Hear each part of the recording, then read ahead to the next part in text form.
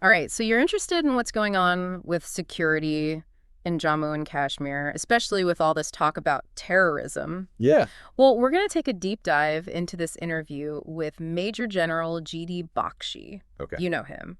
Retired Indian Army officer. Yeah, no General Bakshi, yeah. Yeah, he was on the VOD YouTube channel. Oh, okay.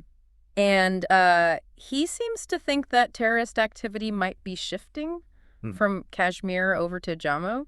Interesting. And then on top of that, we're going to look at how troop reductions are affecting things. Yeah. Whether current strategies are actually working. Right. And even how global events play a role. It's all connected. It is, yeah. General Bakshi's always got a lot to say. He does. Doesn't hold back. No, he does not. He's got some strong opinions about what needs to change. Yeah, and he's been there. He's done that. Exactly. He's got the experience. Years of it.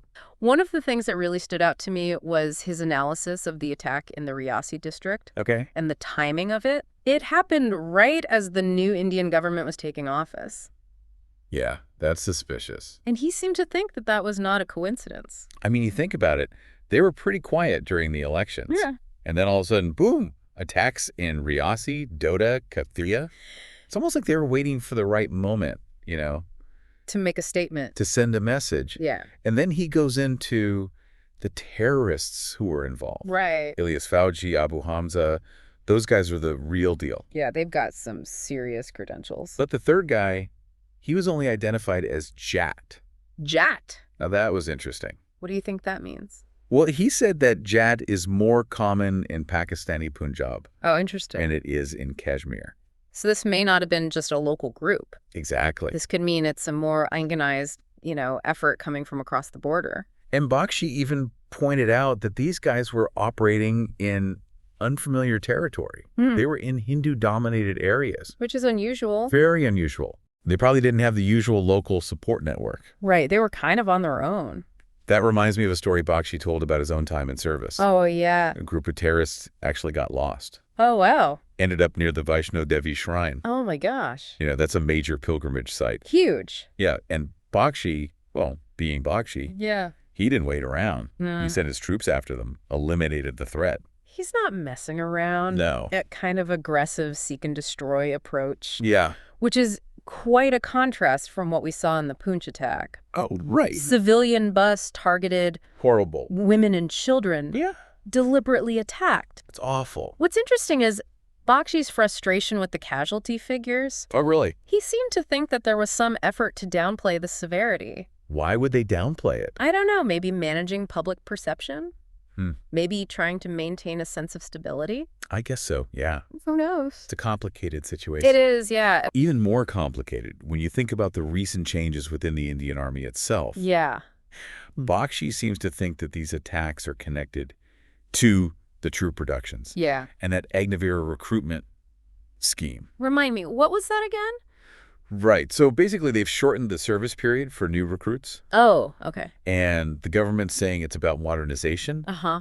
But Bakshi sees it as a risky move. Especially in a place like Jammu and Kashmir. I mean, think about it. Yeah. Less training time before they're out in the field. Right, and Jammu and Kashmir is not an easy place to operate. No, it's challenging terrain. Yeah, and those combat situations. Totally unpredictable. Yeah, I mean, is that enough time to prepare them? Bakshi doesn't think so. Right. And he's also worried about what happens to these young men after they leave the army. Yeah. After a few years, where do they go? What do they do? Yeah, He's concerned about unemployment. makes sense. And even the possibility of them being recruited by criminal or terrorist organizations.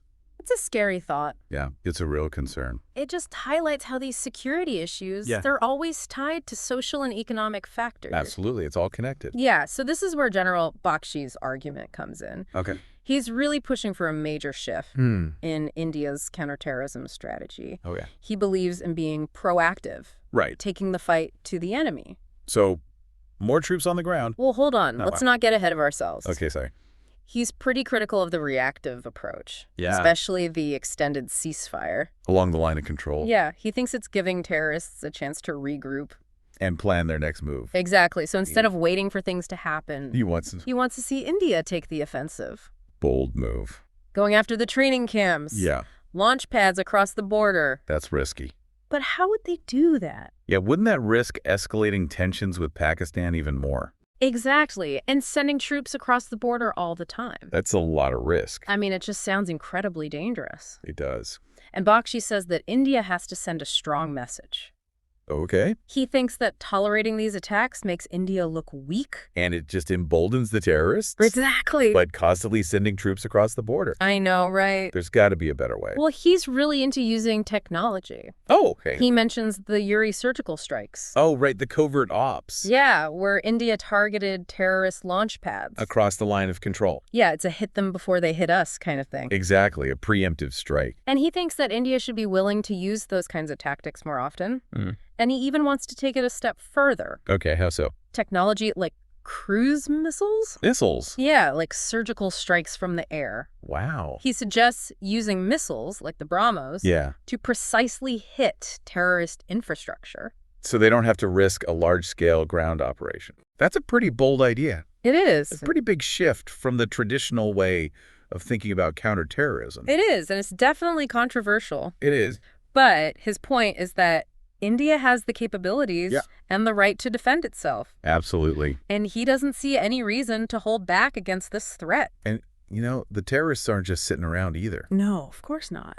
They're using technology, too. Yeah, he mentioned encrypted communication. Oh, yeah. Which makes it harder to, intercept their plans. Right. And then there are the drones. The drones? What are they doing with drones? Smuggling weapons. Oh, wow. Drugs, even cash across the border. It's like a whole other dimension to the conflict. It is. It's a constant game of cat and mouse. Yeah. With both sides trying to outsmart each other. Using technology. Exactly. It's a technological arms race. It really is. But Bakshi seems to think that India can win. If they take a more assertive and strategic approach. And I bet he's got some ideas about how to do that. Oh, he does. I bet he does. He does. Well, he keeps coming back to the Agniveer scheme. Okay. He really thinks that 4 years, just not enough to train them. To train them properly. Right. Especially for this region. Makes sense. I mean, more experience would probably lead to better decision-making, out in the field. Definitely. Especially in those high-pressure situations. Absolutely. And he's pushing for equal benefits, too. For the Agniveers. Yeah. Okay. If they're killed in action, he thinks they should receive the same honors. Okay. Same support.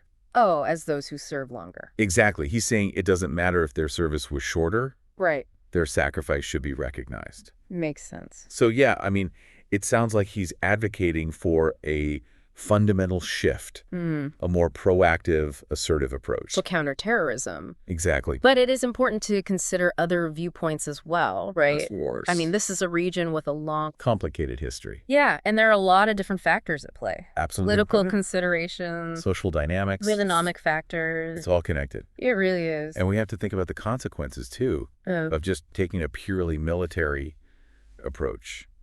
Yeah. What would that mean for the people who live there? Exactly. Could make things worse. Right. Could it lead to more instability? It's a delicate balance. It is. So maybe if we step back from Bakshi's perspective for a second. Okay. What are some of the other challenges that make this security situation so complex? That's a good question. Well, one of the biggest is the rise of narco-terrorism. Narco-terrorism? Yeah, so basically... I've heard about that, but remind me. Terrorist groups are getting involved in drug trafficking.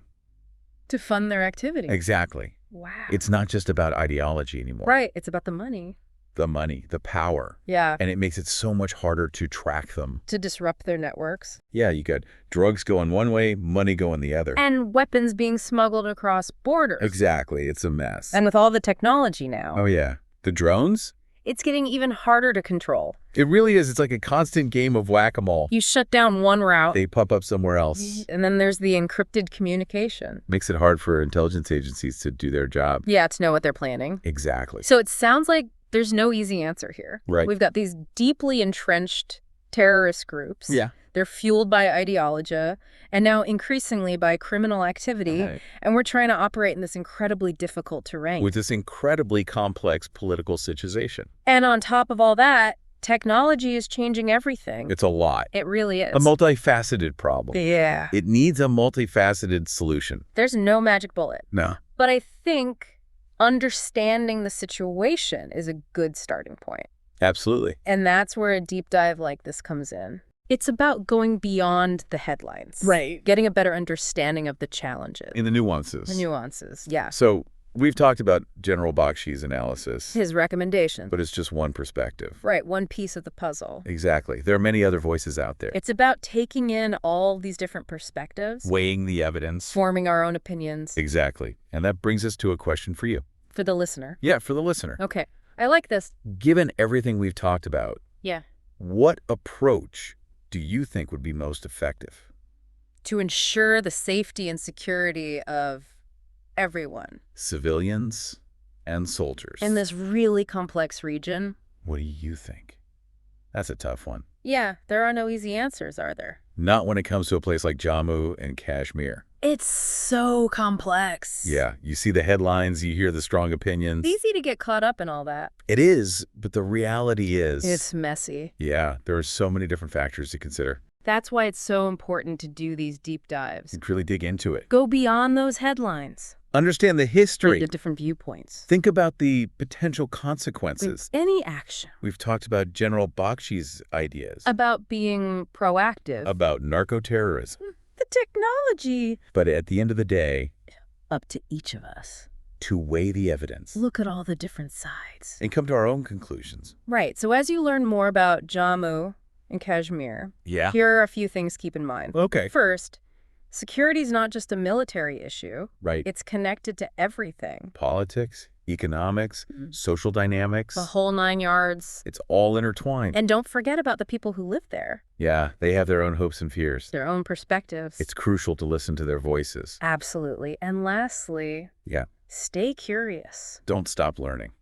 This is a region that's constantly changing. New developments all the time. So keep asking questions. Keep searching for information. Keep having those thoughtful discussions. Because the more we understand, the better equipped we'll be to find solutions that work for everyone, that promote peace and security and well-being for everyone involved. Well, thanks for joining us on this deep dive. It's been a fascinating one. We've covered a lot of ground. A lot to think about. Hopefully it's given you some new insights. New perspectives. And until next time, stay informed, stay engaged, and keep diving deep. We'll see you next time.